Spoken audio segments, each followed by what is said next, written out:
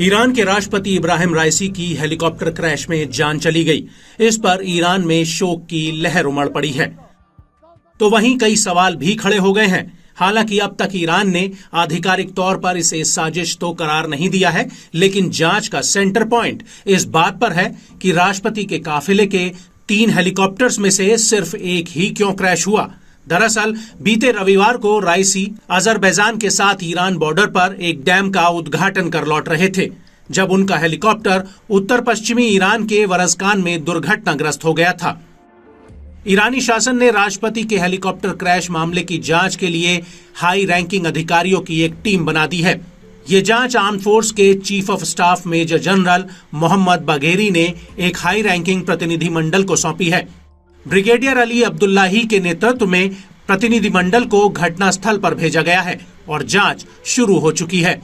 ईरानी news agency के मुताबिक mission पूरा होने पर जांच के नतीजे बाद में घोषित किए जाएंगे। वहीं ईरान में नए राष्ट्रपति का चुनाव 28 जून को होगा।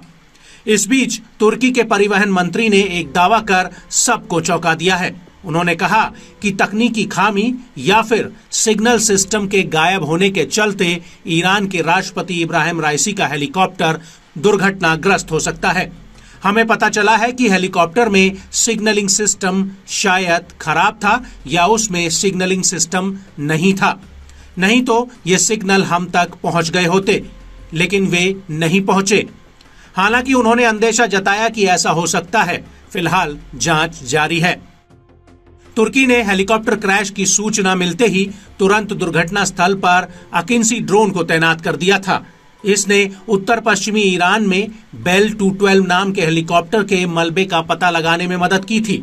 बारिश और घने कोहरे के साथ मौसम की मार के बीच एक जंगली इलाके में उड़ान भरते समय रविवार दोपहर हेलीकॉप्टर रेडार से गायब हो गया था।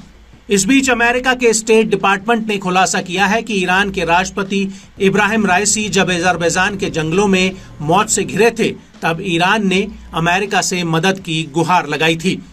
अमेरिकी विदेश विभाग के प्रवक्ता मैथ्यू मिलर ने ज्यादा जानकारी नहीं देते हुए बस ये कहा कि ईरान ने अमेरिका से मदद मांगी थी, जिस पर अमेरिका ने भी इच्छा जताई थी, मगर अमेरिका ने बाद में उनके हेलीकॉप्टर को खोजने से इनकार कर दिया था।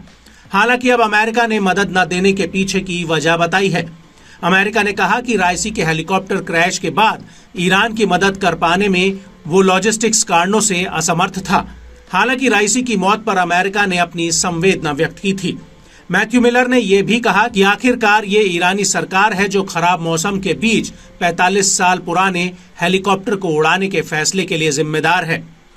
बताया जाता है कि यह दुर्घटना ऐसे समय हुई जब अमेरिका और ईरान ने कथित तौर पर ईरान और इजरायल के बीच खुली झड़पों के बाद स्थिरता बढ़ाने के मकसद से ओमान में शांति वार्ता आयोजित की थी।